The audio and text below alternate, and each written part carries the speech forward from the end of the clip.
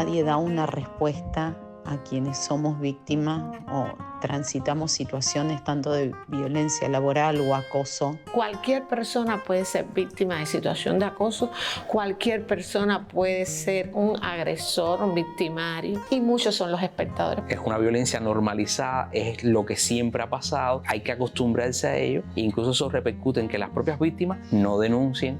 ¿Te han tocado sin tu consentimiento en el trabajo? ¿Qué harías si tu profesor o tu jefe intentaran coquetear contigo? ¿Te mantendrías en silencio para evitar problemas? ¿Te has sentido en situación de vulnerabilidad, exposición, amenaza o en la obligación de hacer algo que no quieres? Esto es El Cruce, un nuevo espacio de Mujeres al Sur para conversar y debatir con perspectiva de género. Esta semana hablamos sobre el acoso, principalmente en espacios educativos y laborales. Bienvenidos, bienvenidas. Mujeres al Sur llegó a su segunda temporada. Luego de la producción de los 60 episodios de la primera temporada, decidimos hacer algunos cambios e introducir nuevos espacios. Por eso hoy llegan hasta El Cruce Yoanka Ronnie Rodríguez, bienvenida, y Mariano Rodríguez García, bienvenido. Yoanka es doctora en Ciencias Pedagógicas y profesora titular de la Universidad de Ciencias Pedagógicas Enrique José Barona de La Habana. Actualmente es la directora del Centro de Estudios Educacionales de la Universidad y cuenta con experiencia en la docencia de pregrado y posgrado en instituciones nacionales y extranjeras.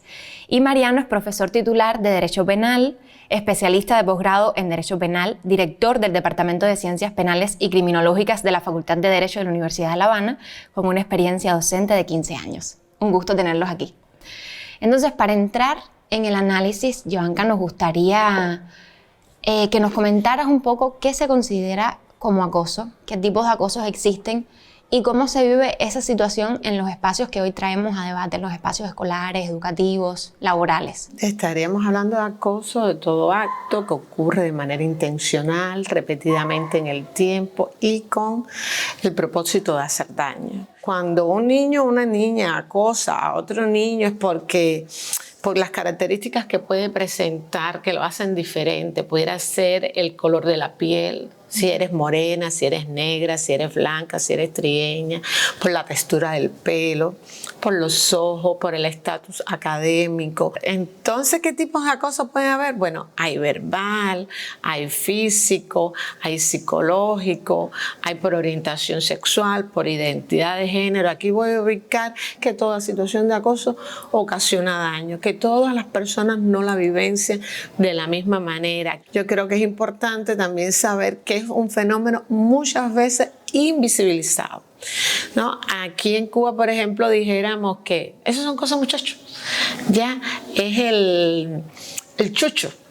Vamos a darnos chucho, vamos a reírnos de ti en un grupo sin tener en cuenta que esa burla que se hace intencionada me puede afectar. Por eso hablamos muchas veces que es reírme contigo y no reírme de ti.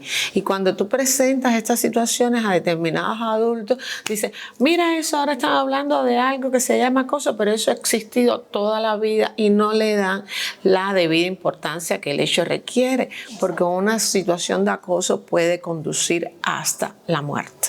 Ese es el caso de la escuela. En el caso de, y voy a asumir la propia escuela como una institución de trabajo, porque ciertamente en la escuela también lo hay, pasa lo mismo. O sea, estoy hablando, se mantiene el mismo, por lo general, el mismo patrón, pero son situaciones que ocurren muchas veces en soledad. ¿No? Me está acosando, yo soy profesora y me está acosando a lo mejor un compañero por mi imagen corporal, por la percepción que tiene de mi corporalidad, de mi manera de ser, de mi manera de expresar, y allá va los mensajes verbales que me hacen sentir mal, que pueden estar dirigidos a mis pechos, a mis caderas, a mis piernas, a mi forma de vestir, a mis ojos. Eso es importante y yo nunca hago la denuncia, no tengo temor, que puede ser un jefe, ¿no? Alguien que me dirige. Cualquier persona puede ser víctima de situación de acoso, cualquier persona puede ser un agresor, un victimario, y muchos son los espectadores. Por eso se habla siempre de tres roles que ahorita no los hablamos: las víctimas, los victimarios y los testigos, ¿no? Ahora les propongo escuchar el testimonio, uno de los testimonios que nos ha llegado para esta primera emisión. Es de una mujer argentina, víctima de acoso, que prefiere mantenerse en el anonimato. Escuchemos. Soy de Buenos Aires, Argentina. Empecé a los 20 años a trabajar en el Ministerio Público Fiscal. La moneda corriente era el acoso. Tengo casi 50 y en todos estos años trabajé con muchos fiscales. Me han tocado el culo, me han levantado el vestido en el medio de la oficina para mostrarme, me han hecho comentarios respecto de la ropa interior que usaba, comentarios como las mujeres de los amigos se respetaban pero las hijas no, y tildarme de histérica por no acceder a nada. He sufrido por parte de otros fiscales amenazas continuas de hacerme sumarios administrativos por el solo hecho de haber estado embarazada o tener una licencia por maternidad. Estos hombres que tenían el poder, ellos siguen cumpliendo funciones en otros lugares.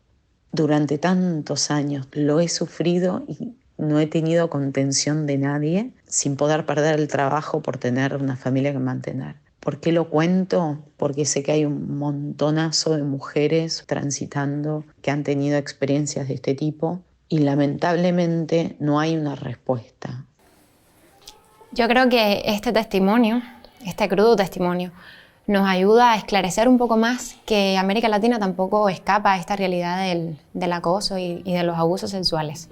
Durante las últimas semanas, por ejemplo, se han hecho públicas las denuncias de acoso y de abuso sexual en la Escuela Internacional de Cine de San Antonio de los Baños, pero tenemos denuncias en toda la región.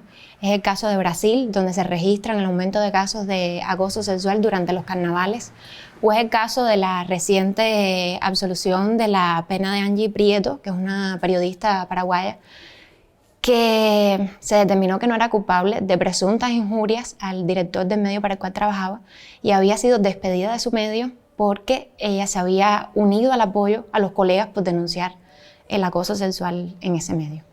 Entonces es una realidad que nos está rodeando y que nos está odiando constantemente. Unas se hacen más públicas que otras, más mediáticas que otras por determinados factores, pero eso no quiere decir que sean las únicas, porque hay muchas personas que viven este tipo de situaciones y que no son conscientes de eso. Entonces me gustaría que desde sus experiencias profesionales nos comentaran cómo se vive eso en Cuba y en América Latina. Y en el caso de tu especialidad, Mariano, ¿qué respaldo legal existe en Cuba? Y si tienes otras referencias de la región para determinar cuándo estamos ante una situación de acoso. ¿Y cuál es la relación de los especialistas, de los juristas que llevan esos casos con las víctimas? Es un fenómeno que entra tardíamente en un entramado jurídico de protección, de reconocimiento como un mecanismo de proteger a las personas que sufren de ese tipo de conducta. Y tenemos en primer lugar, como siempre empezamos en el mundo jurídico, con la Constitución de la República, que establece en su artículo 40 como la dignidad como el valor supremo. Entender a la persona con el valor supremo de la dignidad como bien jurídico que hay que proteger. Pero no solamente enunciarlo, sino también desplegarlo a partir de determinados instrumentos legales. Tenemos en un primer momento el decreto 96 de la Presidencia de la República, que establece un protocolo para la actuación frente a situaciones de violencia, frente a situaciones de discriminación y sobre todo frente a situaciones de acoso.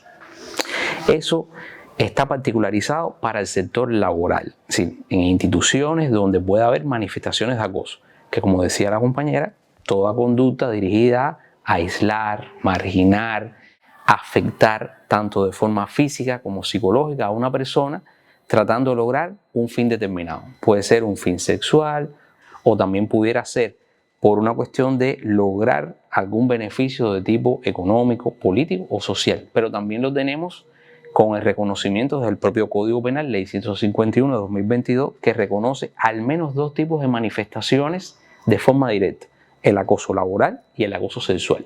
Tanto a nivel de la población como a nivel del mundo jurídico, casi siempre se visualiza más el acoso sexual, porque es el que tiene una mayor manifestación en los medios de comunicación, en el imaginario colectivo, y que eso trasciende a que solamente se visualice de que la víctima siempre tiene que ser una mujer en una situación de subordinación y que el agresor siempre debe ser un superior, pero no necesariamente ocurre así. Ahora, ¿cómo se manifiesta en América Latina? tiene varios espectros. Tenemos países donde hay una legislación profusa sobre este tipo de manifestación, u otros que no tienen, no han incidido en su legislación, pero ambos coinciden en todas esas realidades en un mismo punto. No hay la percepción de la comisión de estos hechos, porque primero se normaliza la violencia, es decir, es una violencia normalizada, es lo que siempre ha pasado, lo que hay que acostumbrarse a ello, e incluso eso repercute en que las propias víctimas normalicen la respuesta y no denuncien, no acudan a los mecanismos, aún conociéndolo, y decidan otras opciones: retirarse, no denunciar, padecer el acoso. El silencio. El silencio, exactamente. Porque a veces le puede provocar mayor daño establecer, acudir a los mecanismos legales que mantenerse en silencio. ¿Cuál ha sido la experiencia desde Cuba, Johanka? Me encantó mucho oír al abogado, le puedes decir al abogado, al profesor, el tema de que el acoso llega tarde, ¿no?, a las leyes. Y eso es de lo más interesante, porque ciertamente cuando hacemos los estudios en Cuba decimos, no aparece el término acoso por ningún lugar. Creo que los estudios se inician un poquito a raíz del año 2015, 2016, empezamos nosotros a trabajar el tema de acoso, y lo hicimos en función de los niños y las niñas por homofobia y transfobia. Por ahí entramos, ¿no? Y después nos abrimos. No tenemos una encuesta nacional en Cuba que nos permita tener el alcance de las situaciones de acoso que se pudieran estar dando en las escuelas, aunque el informe mundial de la violencia contra los niños y las niñas de 2006, y en eso el profe lo decía bien, reconoce que es un fenómeno común y universal. Johanka, coméntenos un poco sobre cómo las familias o las personas que están alrededor de esas personas que están viviendo una situación de acoso pueden identificarlo. Siempre las personas emiten señales de algún tipo. Está el insomnio, está el cambio brusco de estado de ánimo, está el dejar de alimentarse bien, el no querer conversar. No hay un perfil exacto para decir toda persona acosada va a actuar de esta manera. Todo depende también de las características personológicas del sujeto. Entonces, hoy son más conocidos los actos de acoso. No puedo decir si son más frecuentes, no tengo las estadísticas. Puedo decir que los grupos más vulnerables son las mujeres, las niñas, los adolescentes con orientaciones e identidades trans, los indígenas, las campesinas, quienes vienen de zonas rurales. Sí, quienes poseen un estatus económico más bajo, o sea, las personas más vulnerables, ¿ya? O que viven en situaciones o tienen condiciones de vulnerabilidad, ya que los hace propensos a vivir situaciones de acoso. Ahora les propongo hacer una pausa en la conversación y vamos con nuestra sección El Dato, desde Argentina, nuestra querida Ana Fernández. Adelante. El convenio 190 de la Organización Internacional del Trabajo representa el primer tratado internacional jurídicamente vinculante que aborda la problemática de la violencia y el acoso en el mundo del trabajo e instituye que tales comportamientos pueden constituir una violación de derechos humanos. Mientras, la Recomendación 206 dispone cómo implementar dicho convenio y profundiza en algunos de los ítems allí abordados. Ambos instrumentos establecen que los Estados miembros tienen la responsabilidad de promover entornos laborales de tolerancia cero frente a cualquier manifestación de violencia y acoso.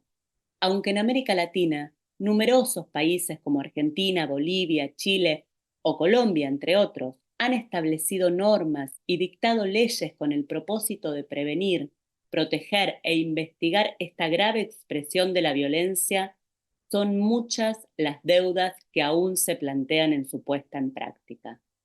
En el 2020, ONU Mujeres reconoció que 1 de cada 3 mujeres en la región ha experimentado alguna forma de violencia física o sexual dentro de una relación íntima a lo largo de su vida, cifra que no incluye el acoso sexual que se ejerce contra las mujeres y niñas de manera cotidiana y sistemática en las calles, en las escuelas, en el trabajo, en los medios de transporte y en el ciberespacio. La gravedad de las consecuencias para la salud es proporcional a la intensidad y duración de la violencia.